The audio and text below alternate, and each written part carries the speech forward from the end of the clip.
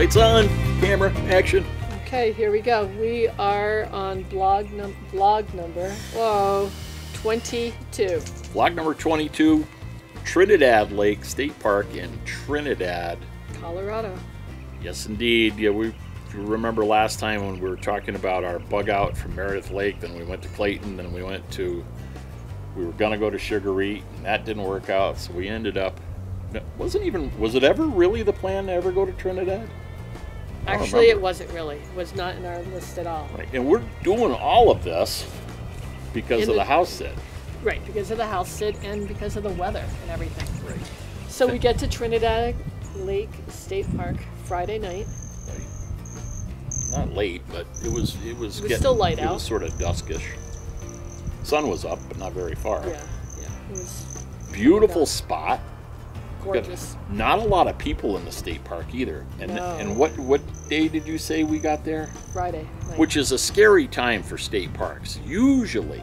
Yeah, that's the move-in day. That's the move-in day. Late in the afternoon on a Friday at a state park, usually you get this influx of people. I call them the weekend warriors. But we're not in the season yet. We're not in the season yet in Colorado. If we were in Texas, it'd be a different story. Right. But Colorado, there was some influx. They were about 40%, if not quite. Not even, I don't think. A lot of tent campers right down the road from us, for sure. Yeah, a lot of tent And campers. that was the night it got really cold. Down to 20, and Yep. I'm amazed at the amount of tent campers that were there. So, Families. Yeah, families. You're not talking just college students. Yeah. You're talking these were full-out families Right. with teenage children, which was kind of cool. Yeah, it was very cool. And then hear them all get all bundled up and jump in the tents even before quiet hours. Yeah.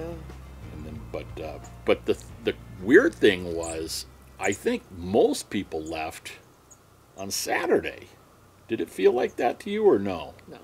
I think a lot of people left on Saturday, but for sure the place was pretty cleared out early on the Sunday. Speaking of clearing out, though, the checkout time and check-in times are different in Colorado state parks. Yes, they're noon. Check out is noon. Right. And then check-in is 11. check-ins at 11. I'm pretty sure it was either 10 or 11. How can you check in if people haven't checked out? You're supposed to get out of the park when you're supposed to get out of the park, and you're supposed to get. You have to check out by noon. I'm going to look this up. And I think he's wrong. I will... think check-in is 1 o'clock. You think check-in is 1? Yeah. Because you can't check in before people have checked out. I'll have to Or check on maybe that. my husband can. Yeah, don't even. So why don't you give us a rundown, since you're the expert here, on your first impressions of Colorado State Park, since this was our first state park in Colorado. So we didn't pay that night. Figured I'd go back in the next morning because, yeah, the office was closed. So I went back in the next morning. Very nice guy there. Mm-hmm. It was his first weekend manning the office by himself. So, and I pretty much just wanted general information because we've never dealt with Colorado before. I wanted to know what the campgrounds were like, what their prices were, how their state park pass worked. So, Colorado, it's $70 for a state park pass, and that gets you into any state park. So when you have the state park pass, you don't pay, and I think it's usually like a $7 entrance fee for your vehicle to come in. So Per person or per night? per day, I believe. I think it's just a vehicle. So if we drove in there and above and beyond what it was going to cost us to camp, Yes. if we were just coming in just to sightsee, for instance, it would be $7. If we came back the next day, it would be another $7, Yes. etc. But with the pass, That's all waived now. Okay. So after we visit 10 parks, we've already paid for itself. for And 10, it's good 10 for times, yeah. an entire year. So we bought the pass in April. It's good till The following April of 2019. Right. Now, the one thing about Colorado state parks is they're a little more expensive than what we're used to in Texas or New Mexico. So what did we pay for just for the basic hookup and water, which we'll talk about that in a minute. For an electric hookup, it was $23 Per night. No discount because of the pass. No.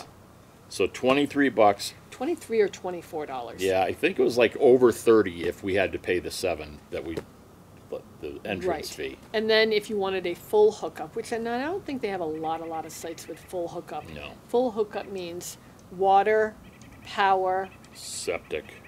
and septic. I did see one vehicle like that.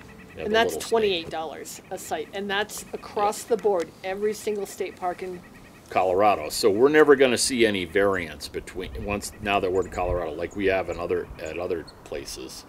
It is what it is, no matter matter where what. you go.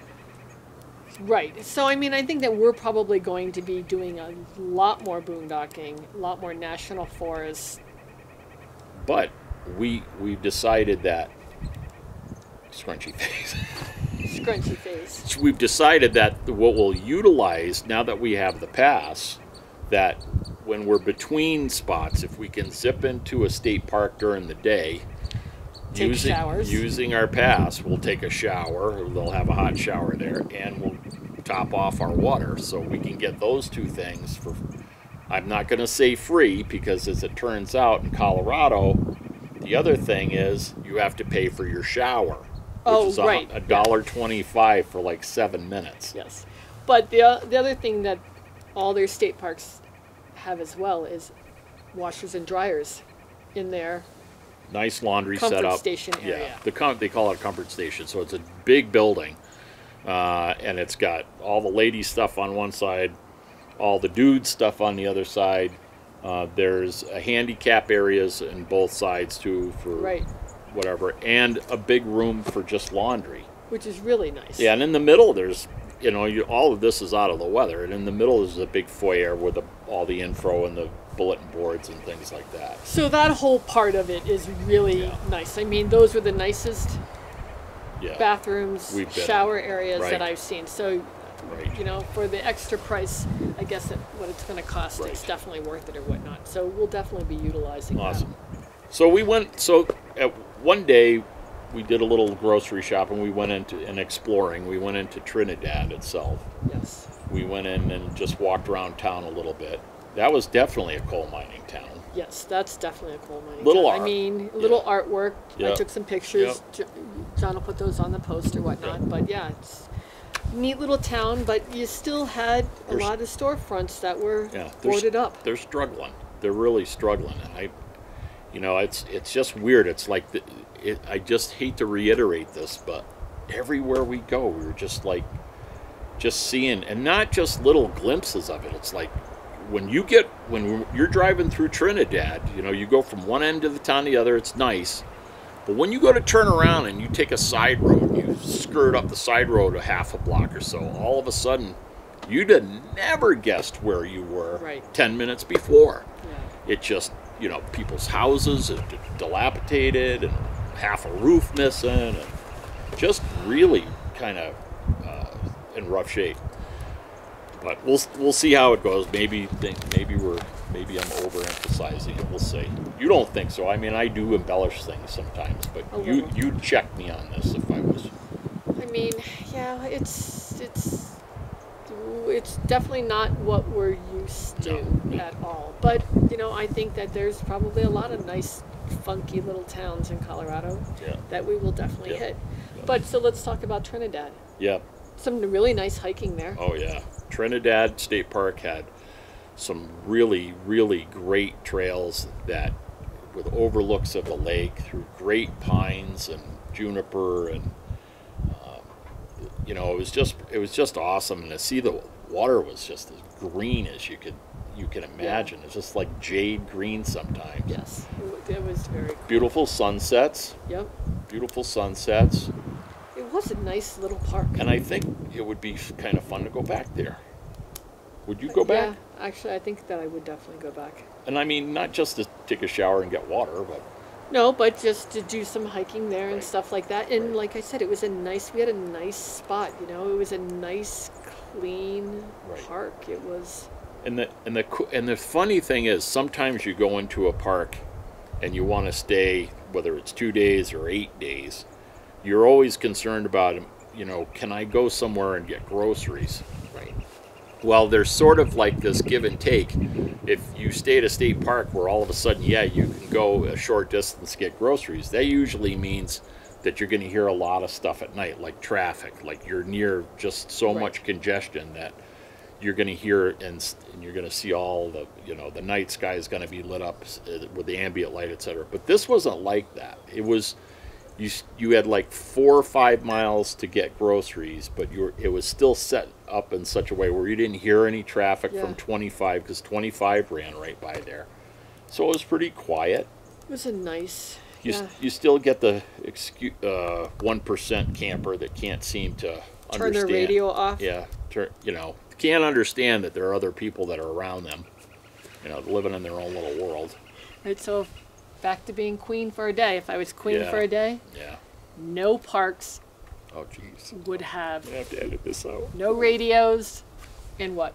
No lights after 10 o'clock. Well, no lights after 10 o'clock isn't. Right. I don't those understand. campers. I'm still confused about the whole. I got to light up this entire side of my RV at night, even though it's 3 o'clock in the morning and my bathroom's inside. I don't go out. Right. Or even if you do have to take your dog out for a walk, What take do a you think flashlight. It might be Tom Bodette. Keep the light on? Bodette. Oh, right. Yes. So, yeah, turn your lights off and your music down. So then, okay, so how many days did we spend there? Saturday, Sunday, we left Monday morning So Monday morning we had to leave there to go to Rye, Colorado, for our house sit, which we're at right now. which reminds us of home. A lot of home, and we'll put some pictures in at the end of this. And I think we're going to do a video on this house sit because it's so cool. Because here we are with 2 horses, 2 horses, a donkey, 2 cats, 2 dogs. and that's it. That's it. That's enough. That is, but they're all very, Oh, yeah, they're my all gosh. great animals. Yep. You know, the dogs remind us of Buddy. Yep. Yeah, it's We just, got a dog the house is on just the like our porch old right. house. Yep.